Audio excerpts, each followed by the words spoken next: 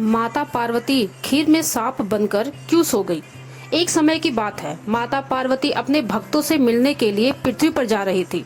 रास्ते में चलते चलते उन्हें थोड़ी थकान महसूस हुई, इसलिए वह एक पेड़ के नीचे बैठकर विश्राम करने लगी। उसी समय कुछ भक्त हर हर महादेव का जयकारा लगाते हुए उसी रास्ते से गुजर रहे थे।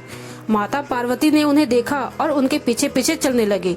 कुछ समय बाद वे सभी एक स्थान पर पहुंचे जहां भगवान शिव के यज्ञ के लिए भंडारा बन रहा था। बड़े बड़े बर्तनों में खीर और अन्य भोजन पकाया जा रहा था। बहुत सारे भक्त सेवा में लगे थे और कुछ भक्त प्रसाद पाने के लिए बैठे हुए थे।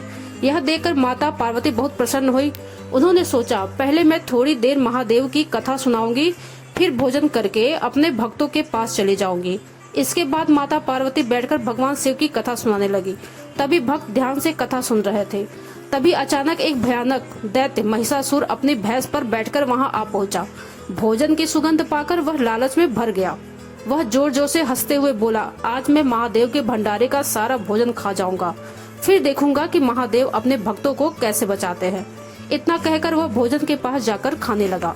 यह देखकर माता पार्वती तुरंत वहां पहुंची और क्रोधित होकर बोली, अरे दुष्ट, तू महादेव के भक्तों को भोजन को अपवित्र क्यों कर रहा है। लेकिन महिषासुर हंसता रहा। तब माता पार्वती ने अपना त्रिशूल उठाया और उससे युद्ध करने लगी। थोड़ी ही देर में माता पार्वती ने महिषासुर का वध कर दिया और उसकी भैंस को बहुत दूर फेंक दिया। अब समस्या यह थी कि जिस भोजन को महिषासुर ने छू लिया था वह अपवित्र हो चुका था। उसी समय दो भक्त खीर लेने के लिए वहां आ रहे थे। यह देखकर माता पार्वती सोचने लगी कि इन भक्तों को इस खीर से कैसे बचाया जाए। तभी उन्होंने एक उपाय सोचा। माता पार्वती ने तुरंत सांप रूप धारण किया और खीर के बर्तन के ऊपर जाकर लेट गई। जब भक्त खीर लेने पहुँचे तो उन्होंने बर्तन में सांप देखा और डरकर जोर जोर से चिल्लाने लगे। बाकी सभी भक्त भी वहां आ गए।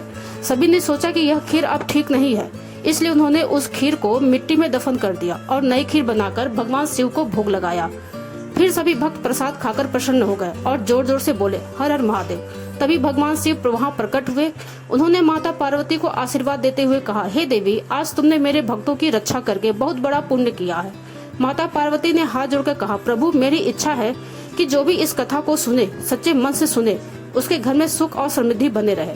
भगवान शिव बोले, तथास्तु। जो भी इस कथा को श्रद्धा से सुनेगा उसके जीवन में मेरी कृपा अवश्य होगी।